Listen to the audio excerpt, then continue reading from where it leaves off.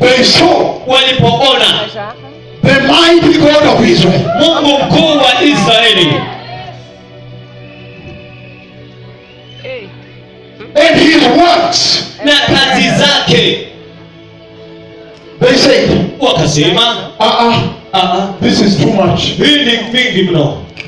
Let us go and bring the God of the Israelites Hebu tuende tukamlete Mungu wa Waisraeli and bring him into the temple of Dagon, na tukamlete katika hekalu la Dagoni, and put the two of them together next. na kuweka yote mbili pamoja kando. Hallelujah. Haleluya. And put them together Na tuwaweke wote wawili pamoja, and do two things. na tufanye mambo mawili. Mambo mawili. Number one, Jambo la kwanza, and check out na tuchunguze who is the most superior. ni nani aliye na nguvu zaidi. Number two, Jambo la pili, and see na tuone the possibility of worshiping both. uwezekano wa kuabudu wote wawili. Hey. Now, Sasa when they brought the ark of God, walipolileta sanduku la Mungu on which the cloud of God sits, ambao wingu la Bwana linaketi next to Dagon, karibu na Dagoni, the next day, siku iliyofuata Dagon had crashed. Dagoni alikuwa amesiagwa. Follow me on this. Nifuate katika hii. Look at this. Angalia hii. When they came, Walipokuja they said this may have been an accident wakasema hii huenda ilikuwa ni ajali or a coincidence. ama tukio tu. No, this is, let us just put him back. Hebu tumrejeshe tu, tumrudishe. So they put him back. Hivyo wakamrudisha, But when they put back, lakini walipomrudisha, look at this now. angalia hii sasa. The next day, Siku iliyofuata when they came, walipokuja they found wakapata that Dagon ya kwamba Dagoni had crashed down. alikuwa amevunjika, But this time around, lakini mara hii the head cut off. kichwa kimekatwa, Chopped off. mikono imetolewa, imekatwa. Follow me. Nifuate. At that time, Kwa wakati huo, if somebody went to war, ikiwa mtu alienda vitani, when people went to war, wakati watu walipoenda vitani, when you scored victory, ulipopata ushindi, you always brought back home some trophies. kila mara unaleta taji, And they always brought the head. na kila mara walileta mkono. Do you remember when David slayed Goliath? Je, unakumbuka wakati Daudi alimuua Goliathi? He took the head Alichukua kichwa back to Jerusalem. akakirudisha Yerusalemu. You always took back the head as a trophy to the victory camp. Victory. Kila mara unachukua kichwa kama zawadi ya ushindi katika kambi. And if you ask the people in the security forces, Na ukiwauliza watu katika nyanja za usalama, when you arrive home with that trophy, unapofika nyumbani na hicho kikombe, there was a serious victory parade. kulikuwa na gwaride na ushindi lenye kumaanisha, Because kwa sababu the trophy of the head kile kikombe cha kichwa on the hand cha kichwa was always the sign ilikuwa kila mara ndiyo ishara that you have finished the enemy. kwamba umemmaliza adui. Follow me now. Nifuate sasa.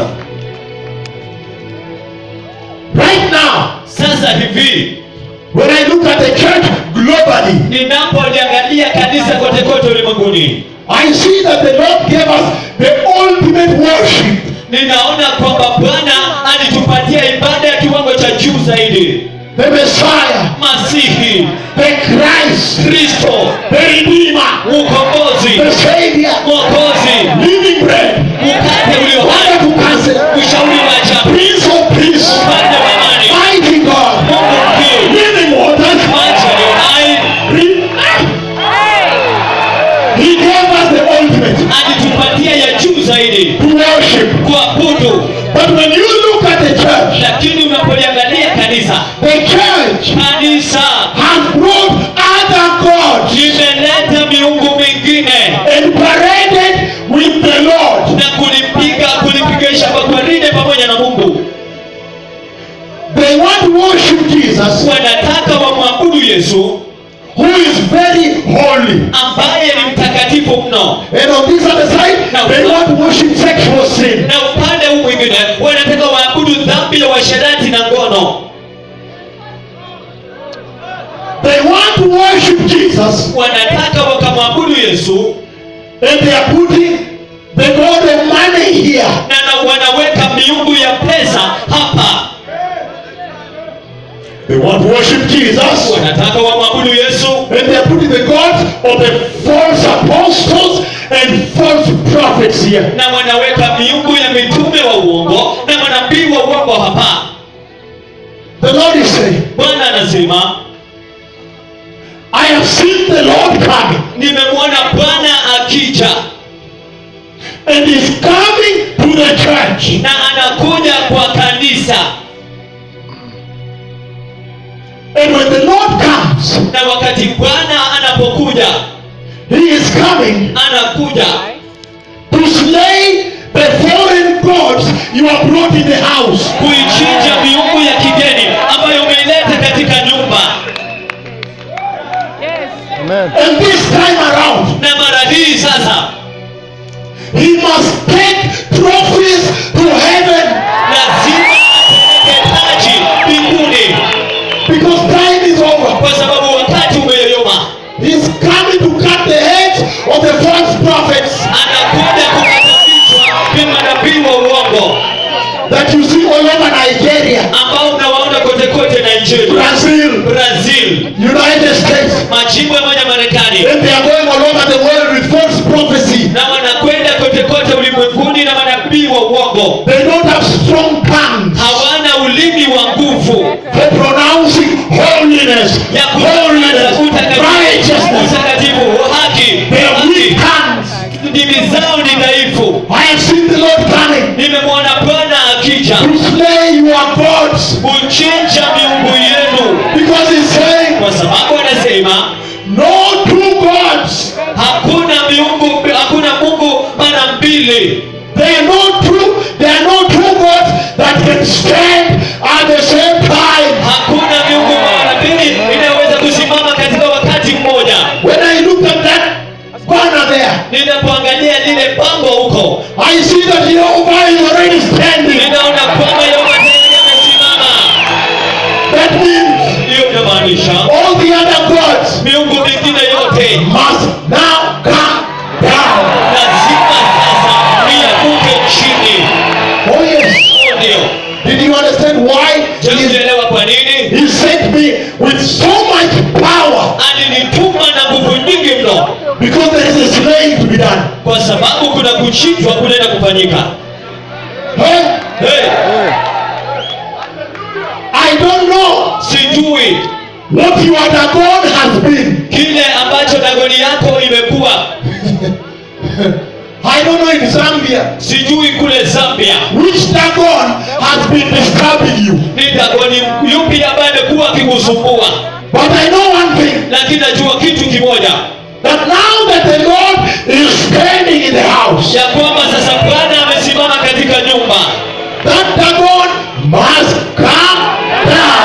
Huyo dagoni lazima ashuke chini. Maybe Labda that Dagon is sexual immorality in the church. huyo dagoni ni usherati na ngono katika kanisa. Maybe that Dagon is the gospel of sow a seed and get a miracle. Labda huyo dagoni ni injili ya panda mbegu upate muujiza. Look at yesterday, Angalia jana, how he healed many. We could not even reach them. hata vile alivyowaponya wengi, hata tungewafikia. And we were recording them at gate number 1 Na tulikuwa tunawarekodi katika lango nambari 1 as they are being carried cripples in the hands like this. walipokuwa wakibebwa viwete mikononi namna hii. After we left, I was being called, look, other cripples from Uganda walked here. Baada tulikuwa tunaondoka, nilikuwa naambiwa tazama, viwete wengine kutoka Uganda walitembea hapa. After that, I was called again, look, another cripple has just walked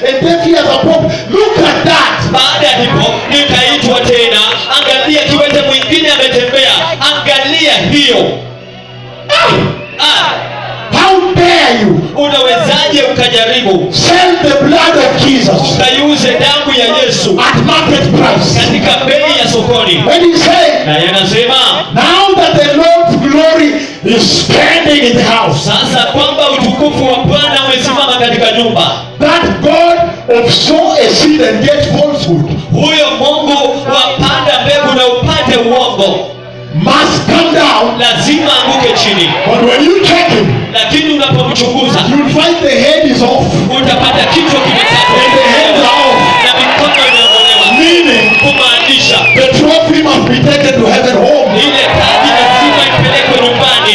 Meaning, Kumaanisha the stamp, ile muhuri, the part without head and hands, ile sehemu isiyo na mikono na kichwa will remain as evidencia. itabakia kama ushahidi, Evidence kama ushahidi that this God kwamba huyu Mungu was once here wakati mmoja and alikuwa Jehovah na Yehova slayed him. akamchinja. Hallelujah. Haleluya! I don't have time. Sina wakati. So you understand? Kwa hivyo unaelewa, So there is a big cleaning up of the house. kwa hivyo kuna kusafisha kukubwa sana kwa nyumba. No two gods can stand at the same time. Hakuna miungu miwili inaweza simama kwa wakati mmoja. I already read for you Tayari nimewasomea that Jehovah our God kwamba Yehova Mungu wetu is the most high God. ni Mungu mkuu mwenyezi. And sometimes I see you pastors, Na wakati mwingine na waoneni yenye wachungaji, you are involved in interfaith fellowship. munahusishwa katika ushirika wa kidini tofauti tofauti. You parade Jehovah with other idol gods. Munapangisha Mungu pamoja na miungu mingine ya sanamu.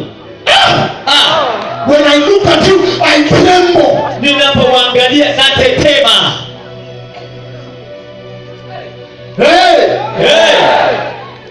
this is the hour Hili ndilo saa whereby ambapo if Jehovah is truly God, ikiwa Yehova kwa kweli ndiye Mungu, then all the other gods basi miungu mingine yote must now come down. lazima yaanguke chini. I need to move on. Nahitaji kuendelea mbele. Why do I go through this? Ni kwa nini napitia haya? Because I wanted to bring you to a place before I talk to the pulpit. Kwa sababu nilitaka niwalete mahali kabla sijazungumzia kuhusu mambari This is the pulpit. madhabahu. Very good. So now, Kwa hivyo sasa, what do I mean here? kile anamaanisha nini hapa? All I have been saying is this: Yote ambayo nimekuwa nikisema ni haya, that our God Jehovah, kwamba Mungu wetu Yehova He has come to affirm certain basic fundamentals of salvation. amekuja kudhibitisha misingi fulani ya wokovu. Of course, to announce the coming of the Messiah, I'll come to that. I just want to handle this first. Hata hivyo kutangaza kuhusu kuja kwa Masia nitashughulikia hiyo, lakini wacha kwanza nishughulikie hii. Look at this now. Angalieni sasa, He's saying, anasema how come you can see yawezekanaje mwezi mkaona that Jehovah, ya kwamba Yehova by His own nature, kwa asili yake mwenyewe He is separated? yeye ametengwa. Amen. How come the church missed that? Yawezekanaje kanisa lilikosa hayo? When you read the book of Isaiah, Unaposoma kitabu cha Isaia chapter 6, verses 1 to 8, sura ya 6 mstari wa kwanza hadi wa 8, we may not have time to read it huenda tutakuwa na muda wa kuisoma because I'm headed to certain scriptures. kwa sababu naelekea kwa andiko fulani mahali fulani. You hear Isaiah. Unamsikia Isaia. Let me summarize it for you. Hebu niweke kimtasari kwa sababu yenu. Isaiah sees the tremendous throne of Jehovah. Isaia anaona enzi ya ajabu ya Yehova, And when he looks there, na anapoangalia huko Isaiah sees Isaia anaona that the seraphim, ya kwamba maserafi they are flying around the throne. wanapaa katika enzi. He sees the holiness of God Anaona utakatifu wa Mungu because they cry kwa sababu wanalia day and night, mchana na usiku, holy, mtakatifu, holy, mtakatifu, holy mtakatifu is the Lord Almighty. ni Bwana Mungu mkuu mwenyezi. Isaiah hears that. Isaia anasikia hayo. And when you go to Israel Na unapokwenda kwa Israeli and you enter Hebrew, na kuingia katika Wahebrania and then you look at the word holy, na uangalie neno takatifu, then you find that that word holy kisha unapata kwamba neno hilo takatifu shares the same root word inashiriki neno msawia katika mzizi with consecrated. na kutengwa, kutakaswa. And that root word they share. Na hilo neno mzizi ambalo linashiriki, Everybody here. kila mtu hapa, Holy takatifu and consecrated. na kuwekwa wakfu, They all come from the same origin. yote inatoka katika mahali pamoja. And that root word they share Na hilo neno la mzizi ambalo linashiriki is called linaitwa set apart. kuwekwa kando. Amen. So, Kwa hivyo when Isaiah hears, holy, holy, holy is our Lord God Almighty. wakati Isaia anasikia mtakatifu, mtakatifu, mtakatifu ni Bwana Mungu wetu mwenyezi. In other words, Isaiah Kwa maneno mengine, Isaia and I, na mimi we are hearing tunasikia set apart. Set ametengwa, apart. Set ametengwa, apart is our God Almighty. ametengwa ni Bwana Mungu wetu mwenyezi. Separated. Separated. Separated is Jehovah. Ni Yehova. By his own nature, he is separated. Kwa asili yake mwenyewe ametengwa. And when you go to the book of 2 Peter chapter 2 verse 9, verses 4 to 9. Na wakati unaenda katika kitabu cha Petro wa pili, mlango wa pili mstari wa 4 hadi wa 9. I'm reading that one really quick because of time. Ninasoma hiyo kwa haraka sana kwa sababu ya muda. There are many. 2 Peter chapter 2 verses 4 to 9. You can also read the book of 2 Corinthians chapter 6 verses 14 to 18. They will give you the same thing. Unaweza soma pia kitabu cha Wakorintho wa pili mlango wa 6 mstari wa 14 hadi 16. Inasema mambo sawia. You can read 2 Peter Unaweza soma Petro wa pili chapter 2 sura ya pili verses 4 to 9, right? Verse 9 is what you want. mstari wa 4 hadi wa 9, lakini tunataka mstari wa 9. I need to get there. Hallelujah. Is somebody in the house? Je, mtu yuko katika nyumba? Can I read it now? Je, naweza nikaisoma sasa? Sorry. First Peter, please. Petro wa kwanza, kumradhi. First Peter. Petro wa kwanza. But 2 Corinthians Lakini Wakorintho wa pili chapter 6, 14 to 18.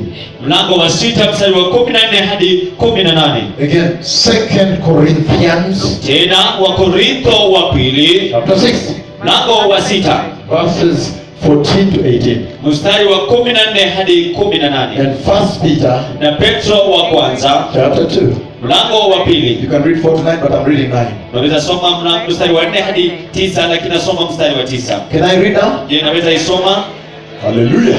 Haleluya. He says, Anasema, but you are a chosen people, a royal priesthood, a holy nation, God's special possession, that you may declare the praises of him who called you out of the darkness into the wonderful light.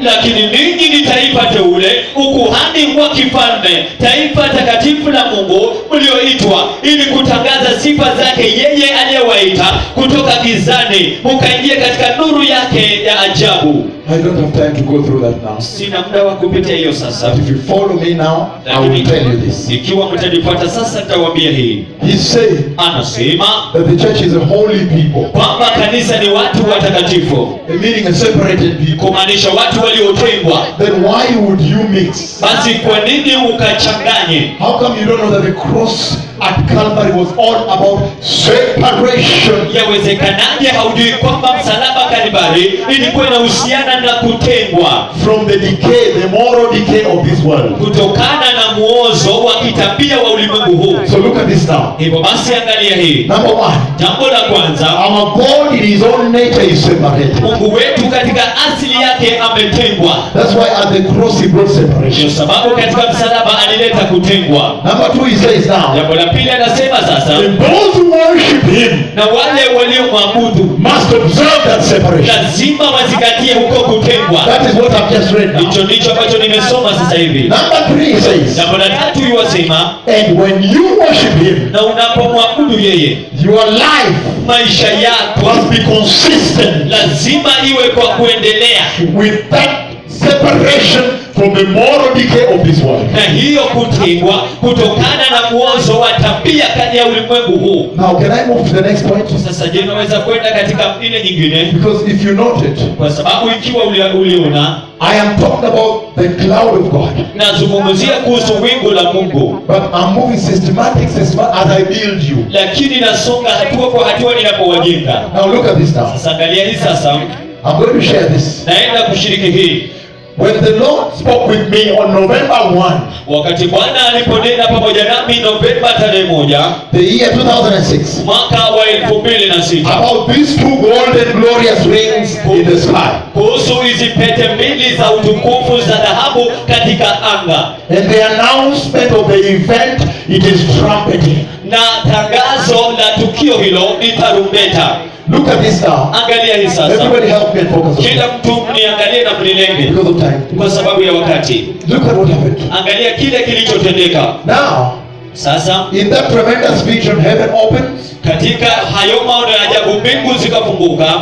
And then the glory comes, or the cloud of glory comes. I see the glory inside heaven coming out. Ninaona wingu la utukufu, utukufu toka ndani mwa mbinguni ukitoka nje. And the earth, before the heaven opened, I described that there was pitch darkness. Alafu kabla ya mbingu zifunguke, nikagundua kulikuwa na giza totoro. These write-ups are everywhere in the web now. Maandishi haya iko kila mahali katika mtandao sasa. You hear me describing the pitch darkness. Unanisikia nikitangaza giza totoro. The unbelievable obscuridad. The unbelievable darkness. Giza lisiloaminika. Look at this now. Angalia sasa. And then I describe how heaven rolls back. Alafu ninaelezea jinsi mbingu zilivyogeuka, zilivyokunjana. And I describe seeing the glory inside heaven. Na ninaelezea nikiona utukufu ndani mwa mbingu. And then the glory begins to come out to breach the borders of heaven. Alafu To disobey. ule utukufu unaanza unatoka katika ile mipaka ya mbinguni. To disobey. Kutotii. To overrule the borders, the boundaries of heaven. Kutotii ile mipaka ya mbinguni. I describe that. Naelezea hayo. But part of what I described that I want you to get from Lakini sehemu ambayo nilielezea ambayo nataka muipate is that I say ni kwamba nalisema that when that glory began to come out, ya kwamba wakati wa utukufu unaanza kutoka nje. then for the first time Alafu kwa mara ya kwanza I was able to see the true power of God. nikaweza kuziona nguvu za kweli za Mungu. Why? Kwa nini? Because I described Kwa sababu nalielezea that when the glory came out, ya kwamba wakati utukufu ulipotoka, I saw that the glory brought illumination. nikaona kwamba utukufu ulileta mwangaza. The light came out with the glory, Mwangaza ulitoka nje na utukufu, from the glory, kutoka kwa utukufu, and began to chase away the darkness. na ukaanza kulifukizia mbali giza. Now that Sasa hiyo is the true power. hiyo ndio nguvu ya kweli, That is real power. hiyo ndio nguvu ya halisi, That the glory of God, ya kwamba utukufu wa they have power unakuwa na nguvu to chase away the darkness. ya kulifukuzia mbali giza. That is bigger than political power. Hiyo ni kubwa kuliko nguvu za kisiasa. It is bigger than economic power. Hiyo ni kubwa kuliko nguvu za kiuchumi. Bigger than financial power. Ni kubwa kuliko nguvu za kifedha. And I said Nami nikasema that when I watched, ya kwamba I nilipotazama saw the glory colonize the darkness. nikaona ile mwangaza ikitawala giza, And the light even reached the earth. na hata ule mwangaza ukafikia And dunia. I said Nami nikasema that when I looked at that, nilipotazama hiyo I saw the glory nikaona utukufu coming out ukitoka and overthrowing the darkness. na ukatupilia mbali giza. In other words, Kwa maneno mengine, I saw a coup d'etat. nikaona ile kushinda mapinduzi.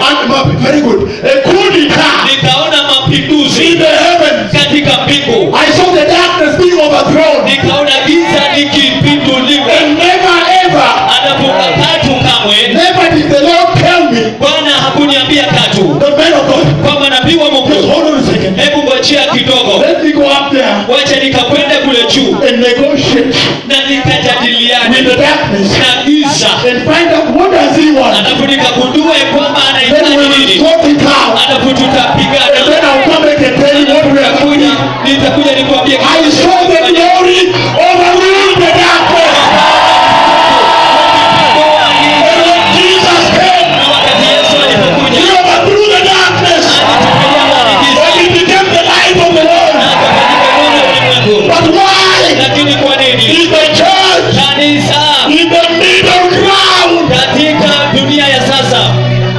sit down, I want to finish. Keti chini, nataka kumaliza. Because we are about to go off air. Kwa sababu karibu tutoke hewani. I want to finish with this. Nataka kumaliza na He's saying anasema that when I go through the Bible, ya kwamba napoipitia Biblia, mimi binafsi I have gone through the Bible. nimeipitia Biblia. I have searched and searched and searched. Nimechunguza na kuchunguza na kuchunguza. To find out. Kutafuta kujua. How is this thing?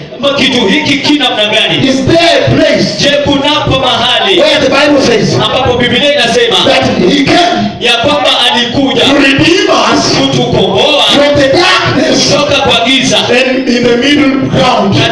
katikati ya kubadiliana, And he left us in the gray area. na akatuacha katika mahali fulani. Listen to me, everybody. Focus on me now. Nisikilize kila mtu sasa. Focus on me now, Senator Ni from Nigeria. yule seneta kutoka Nigeria. He's saying Anasema that when you got the Bible, ya kwamba unapokwenda katika you Biblia search and search and search. utachunguza na kuchunguza na kuchunguza, But what you found is this. lakini kile unachopata ni hiki: He has sufficient power. ana nguvu za kutosha, Alikuwa na nguvu za kutosha alikuwa na nguvu za kutosha to remove us from darkness kutuondoa kutoka kwa giza, to the light, kutupeleka kwa from nuru, death kutoka kwa to mauti, eternal life, kwa uzima wa from the milele, world kutoka kwa into ulimwengu heaven. kwenda mbinguni. But why is the church in the middle? Lakini ni kwa nini kanisa limekubaliana? Why is the church Ni kwa nini kanisa in the gray area? katika mahali pa kukubaliana? Where Kwa nini? she has salvation, Ambapo ako na wokovu, but in the gray area lakini mahali pa kukubaliana between light and darkness. kati ya nuru na giza. And if you read the book of Revelation 3:16, Na ikiwa utasoma kitabu cha Ufunuo wa Yohana he 3:16, says, anasema if you are lukewarm, ikiwa nyinyi ni vuguvugu, like this, and then I'll spit you. nitakutema. You are neither cold nor hot. Yeye si baridi wala moto.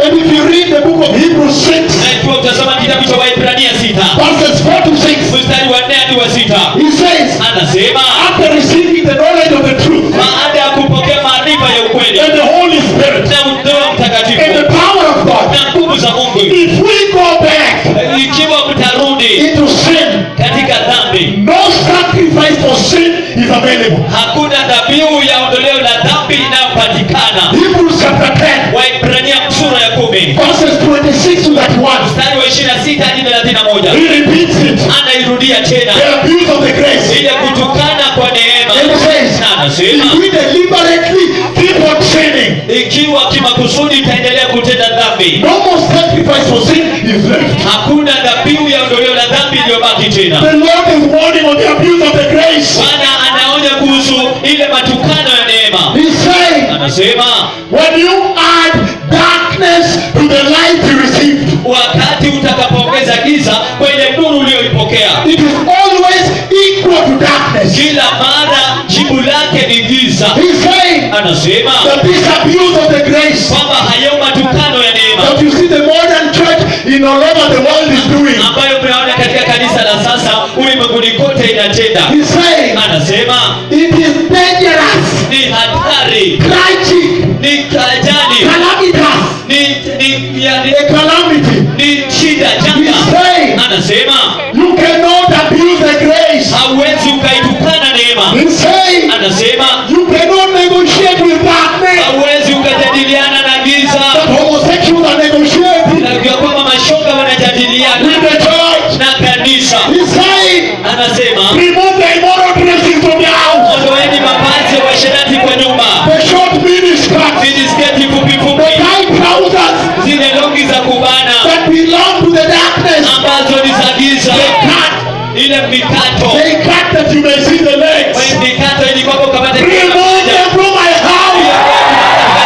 My house nyumba yako is the only house, ni nyumba takatifu, the house of worship nyumba ya ibada for all the nations. kama taifa And yote, the glory is in the house. na utukufu katika nyumba. Joyce, can you give us the worship? Joyce, ndio unaweza kutupa ibada ya kuabudu. Shalom, Jerusalem. Shalom, We have to Yerusalemu. go off air now. Inabidi toke hewani sasa. When we come back, Tutakaporudi then I'll now speak to the people. kisha nitazungumza sasa kuhusu madhabahu.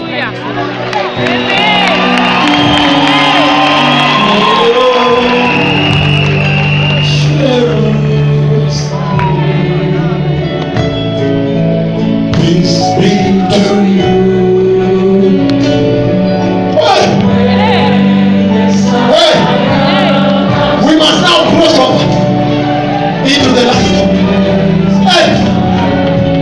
too long. Kwa muda mrefu You have been at the border. umekuwa mpakani, And yet, na ili hali when he died, alipokufa the curtain ruptured.